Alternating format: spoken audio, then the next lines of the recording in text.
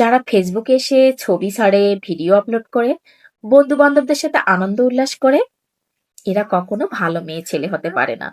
এদের কোনো পারিবারিক শিক্ষা নেই, মাথায় কাপড় নেই, কোনো কিছু ভালো কিছু নেই। এরা যা পায় তা নিয়ে ফেসবুকে এসে মাতামাতি করে। এদের কোনো পারিবারিক শিক্ষা নেই।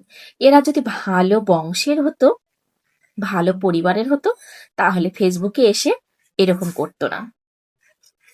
দাঁড়ান, এইগুলো আমার কথা না, আপনাদের কিছু কিছু পাবলিকের কথা। এরা যদি ভালো হতো তাহলে কি রাত 12টা, 1টা, 11টা পর্যন্ত লাইভ করতো, ফেসবুকে থাকতো, অনলাইনে দেখা যেত?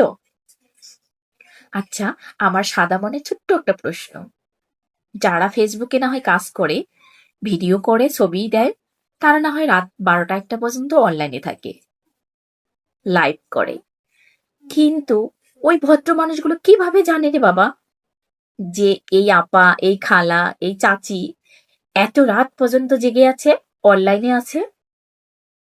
তারা কিভাবে জানে? তারা কি দরবেশ? একটু কমেন্টে জানাবেন।